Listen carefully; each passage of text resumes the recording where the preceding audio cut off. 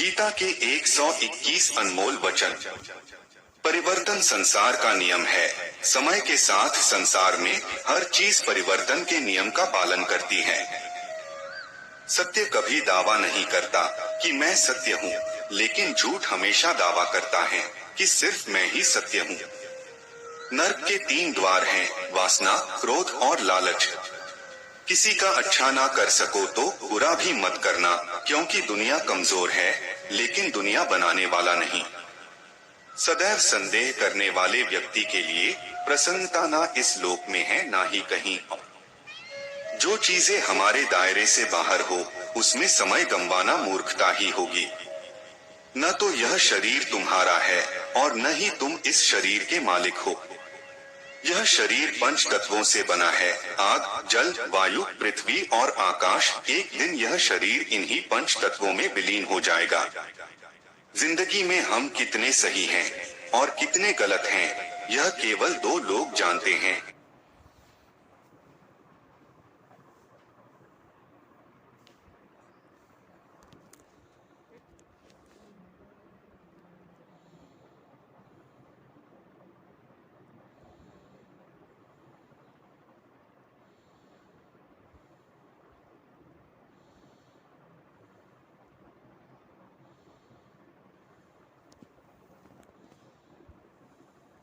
एक परमात्मा और दूसरी हमारी अंतरात्मा। परिवर्तन ही संसार का नियम है। एक पल में हम करोड़ों के मालिक हो जाते हैं और दूसरे पल ही हमें लगता है कि हमारे पास कुछ भी नहीं है।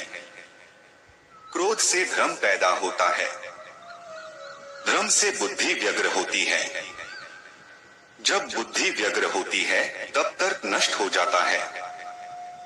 जब तर्क नष्ट होता है तब व्यक्ति का पतन हो जाता है। जैसे अंधेरे में प्रकाश की ज्योति जगमगाती है, ठीक उसी प्रकार से सत्य की चमक भी कभी फीकी नहीं पड़ती। इसलिए व्यक्ति को सदैव सत्य के मार्ग पर चलना चाहिए। मनुष्य जिस रूप में ईश्वर को याद करता है, ईश्वर भी उसे उसी रूप में दर्शन देते हैं। अपने आप को भगवान के प्रति समर्पित कर दो, यही सबसे बड़ा सहारा है। जो कोई भी इस सहारे को पहचान गया है, वह डर, चिंता और दुखों से आजाद रहता है। इंद्रियों की दुनिया में कल्पना सुखों की प्रथम शुरुआत है और अंत भी जो दुख को जन्म देता है। मन की गतिविधियों, होश, श्वास और भावनाओं के माध्यम से भगवान की शक्ति सदा तुम्हारे साथ है और लगातार तुम्हें बस एक साधन की तरह प्रयोग करके सभी कार्य कर रही है। बुरे कर्म करने वाले सबसे नीच व्यक्ति जो राक्षसी प्रवृत्तियों से जुड़े हुए हैं और जिनकी बुद्धि माया ने घेर ली है, वो मेरी पूजा या मुझे पाने का प्रयास नहीं करते। बुद्धिमान को अपनी चेतना को एकजुट करना चाहिए और फल के लिए इच्छा छोड़ देनी चाहिए। सज्जन व्यक्तियों को सदैव अच्छा व्यवहार करना चाहिए, क्योंकि इन्हीं के पद चिन्हों पर सामान्य व्यक्ति अपने रास्ते चुनता है। निर्माण केवल पहले से मौजूद चीजों का प्रक्षेपण है। अपने अनिवार्य कार्य करो, क्योंकि वास्तव में कार्य करना निष्क्रियता से बेहतर है। इस संपूर्ण संसार में कोई भी व्यक्ति महान नहीं जन्मा होता है, बल्कि उसके कर्म उसे महान बनाते हैं। गीता में कहा गया है, कोई भी अपने कर्म से भाग नहीं सकता, कर्म का फल तो भुगतना ही पड़ता है। अपने कर्म का पालन करो, क्योंकि वास्तव में कर्म अकर्म से बेहतर है। सही कर्म वह नहीं है जिसके परिणाम हमेशा सही हो, अपितु सही कर्म वह है जिसका उद्देश्य कभी गलत ना हो। इंसान हमेशा अपने भाग्य को कोसता है, यह जानते हुए भी कि भाग्य से भी ऊंचा उसका कर्म है जिसके स्वयं के हाथों में है। बिना फल की कामना से किया गया कार्य ही सच्चा कर्म है। ईश्वर चरण में हो समर्पण वही केवल धर्म है। ज्ञानी व्यक्ति ज्ञान और कर्म को एक रूप में देखता है। ज्ञानी व्यक्ति को कर्म के प्रतिफल की अपेक्षा कर रहे अज्ञानी व्यक्ति के दिमाग को अस्थिर नहीं करना चाहिए। अप्राकृतिक कर्म बहुत तनाव पैदा करता है। किसी और का काम पूर्णता से करने से कहीं अच्छा है कि अपना काम करें, भले ही उसे अपूर्णता से करना पड़े। अच्छे कर्म करने के बावजूद भी लोग केवल आपकी बुराइयां ही याद रखेंगे, इसलिए लोग क्या कहते हैं इस पर ध्यान मत दो, तुम अपना कर्म करते रहो। कर्म उसे नहीं बांधता जिसने काम का त्याग कर दिया है। जन्म लेने वाले के लिए मृत्यु उतनी ही निश्चित है जितना कि मृत होने वाले के लिए जन्म लेना। इसलिए जो अपरिहार्य है उस पर शोक मत करो। आत्मा किसी काल में भी न जन्मता है और न मरता है, और न यह एक बार होकर फिर अभाव रूप होने वाला है। आत्मा अजन्मा, नित्य, शाश्वत और पुरातन है। शरीर के नाश होने पर भी इसका नाश नहीं होता। जैसे मनुष्य जीर्ण वस्त्रों को त्याग कर दूसरे नए वस्त्रों को धारण करता है, वैसे ही देही जीवात्मा पुराने शरीरों को त्याग कर दूसरे नए शरीरों को प्राप्त होता है। जो आत्मा को मारने वाला समझता है और जो इसको मरा समझता है, वे दोनों ही नहीं जानते हैं, क्योंकि यह आत्मा न मरता है और न मारा जाता है। वह जो मृत्यु के समय मुझे स्मरण करते हुए अपना शरीर त्यागता है, वह मेरे धाम को प्राप्त होता है। इसमें कोई संशय नहीं है। लोग आपके अपमान के बारे में हमेशा बात करेंगे। सम्मानित व्यक्ति के लिए अपमान मृत्यु से भी बदतर है। वह जो इस ज्ञान में विश्वास नहीं रखते, मुझे प्राप्त किए बिना जन्म और मृत्यु के चक्र का अनुगमन करते हैं। मैं ऊष्मा देता हूँ, मैं वर्षा करता हूँ और रोकता भी हूँ, मैं अमरत्व भी हूँ और मृत्यु भी। व्यक्ति जो चाहे बन सकता है, यदि वह विश्वास के साथ इच्छित वस्तु पर लगातार चिंतन करे। जब वे अपने कार्य में आनंद खोज लेते हैं, तब वे पूर्णता प्राप्त करते हैं। याद रखना, अगर बुरे लोग सिर्फ समझाने से समझ जाते तो बांसुरी बजाने वाला भी कभी महाभारत होने नहीं देता। जो बीत गया उस पर दुख क्यों करना, जो है उस पर अहंकार क्यों करना, और जो आने वाला है उसका मोह क्यों करना। हमारी व्यर्थ की चिंता और मन का भय एक ऐसा रोग होता है जिससे हमारी आत्मीय शक्ति बिखर जाती है। हर व्यक्ति का विश्वास उसकी प्रकृति के अनुसार होता है। जो इंसान किसी की कमी को पूरी करता है, वो सही अर्थों में महान होता है। जो हुआ वह अच्छे के लिए हुआ है, जो हो रहा है वह भी अच्छे के लिए ही हो रहा है, और जो होगा वह भी अच्छे के लिए ही होगा। हे पार्थ, मैंने और तुमने अपने कर्तव्यों को निभाने के लिए धरती पर कई अवतार लिए हैं, लेकिन मुझे याद है और तुम्हें नहीं। मेरे लिए ना कोई घृणित है ना प्रिय, किंतु जो व्यक्ति भक्ति के साथ मेरी पूजा करते हैं, वो मेरे साथ हैं और मैं भी उनके साथ हूँ। मनुष्य अपने हृदय से जो दान कर सकता है, वो अपने हाथों से नहीं कर सकता, और मौन रहकर जो कुछ वो कह सकता है, वो शब्दों से नहीं कह सकता। प्रत्येक बुद्धिमान व्यक्ति को क्रोध और लोभ त्याग देना चाहिए, क्योंकि इससे आत्मा का पतन होता है। मैं उन्हें ज्ञान देता हूँ जो सदा मुझसे जुड़े रहते हैं और जो मुझसे प्रेम करते हैं। मैं सभी प्राणियों को समान रूप से देखता हूँ, न कोई मुझे कम प्रिय है न अधिक। लेकिन जो मेरी प्रेम पूर्वक आराधना करते हैं, वो मेरे भीतर रहते हैं और मैं उनके जीवन में आता हूँ। सब धर्मों का परित्याग करके तुम एक मेरी ही शरण में आओ, मैं तुम्हें समस्त पापों से मुक्त कर दूंगा, तुम शोक मत करो। प्रबुद्ध व्यक्ति सिवाय ईश्वर के किसी और पर निर्भर नहीं करता। मेरी कृपा से कोई सभी कर्तव्यों का निर्वाह करते हुए भी बस मेरी शरण में आकर अनंत अविनाशी निवास को प्राप्त करता है। मेरी कृपा से कोई सभी कर्तव्यों का निर्वाह करते हुए भी बस मेरी शरण में आकर अनंत अविनाशी निवास को प्राप्त करता है। हे अर्जुन, केवल भाग्यशाली योद्धा ही ऐसा युद्ध लड़ने का अवसर पाते हैं जो स्वर्ग के द्वार के समान है। भगवान प्रत्येक वस्तु में है और सबके ऊपर भी। मुक्ति का मुख्य द्वार केवल भगवत भक्ति ही है, जिसे सभी को स्वीकार करना चाहिए। ईश्वर ने हमें जो कुछ भी दिया है वही हमारे लिए पर्याप्त है और यही एक अटल सत्य भी है।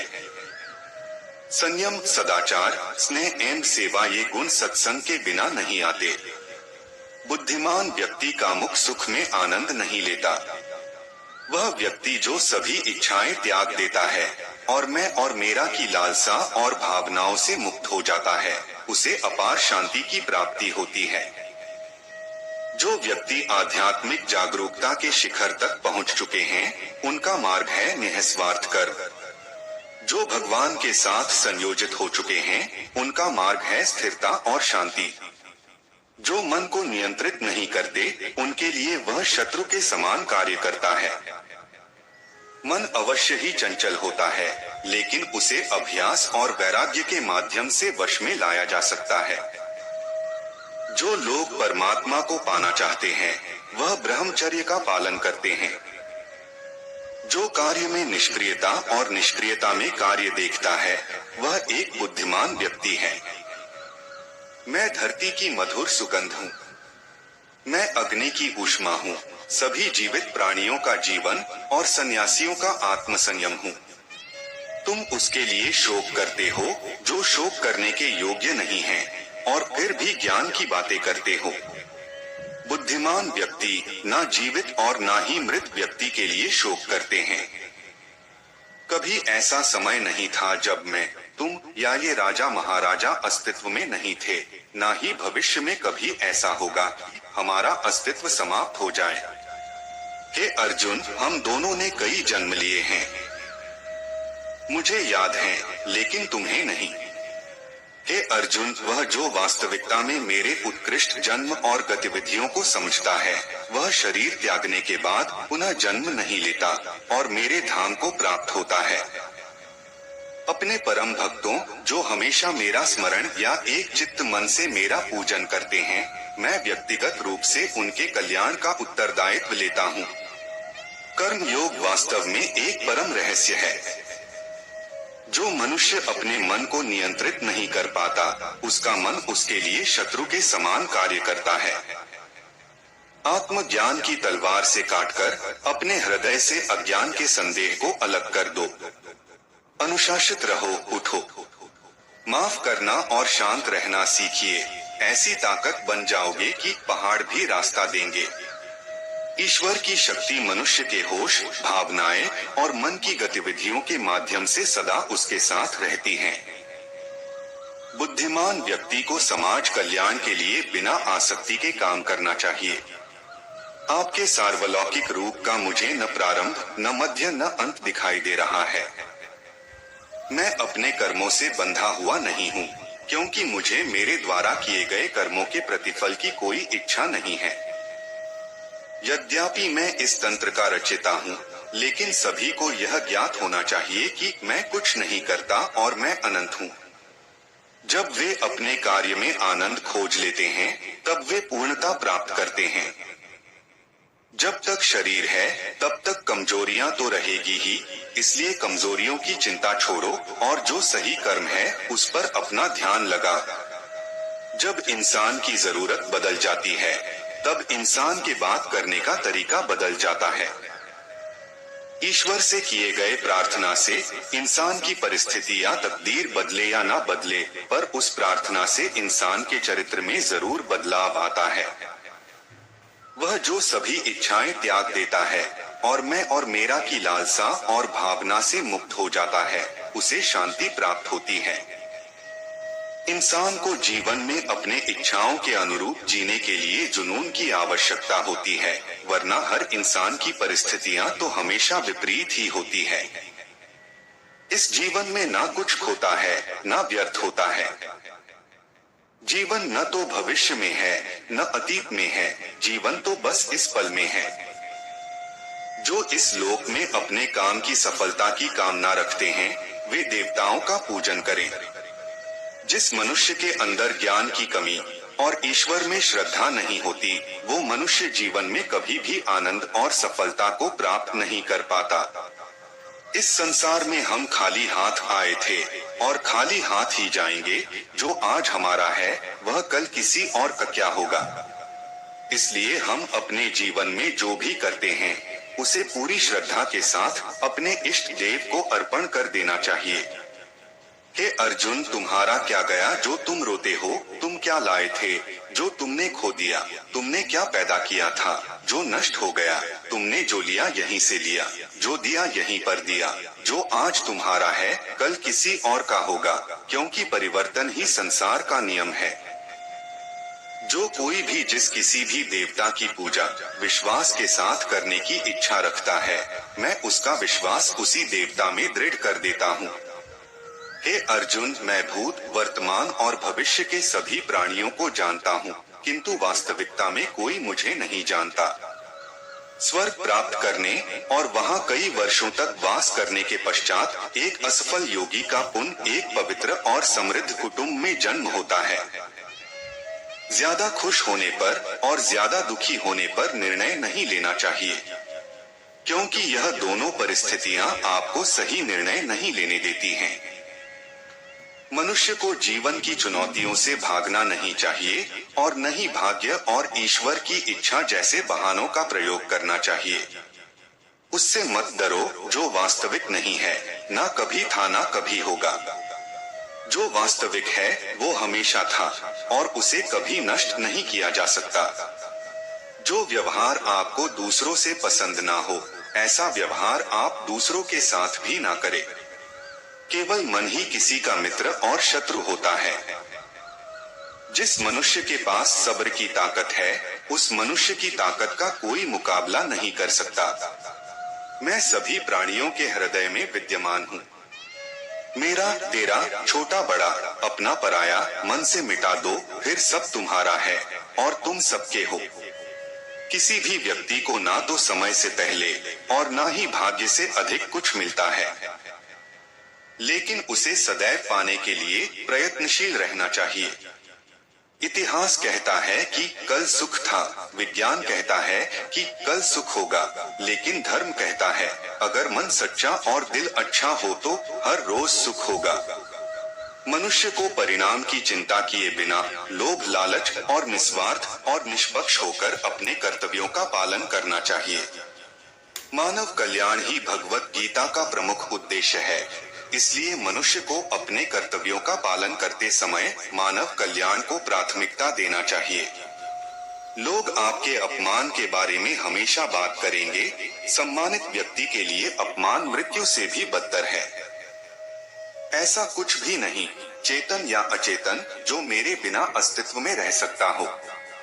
मन अशांत है और उसे नियंत्रित करना कठिन है, लेकिन अभ्यास से इसे वश में किया जा सकता है। चुप रहने से बड़ा कोई जवाब नहीं और माफ कर देने से बड़ी कोई सजा नहीं।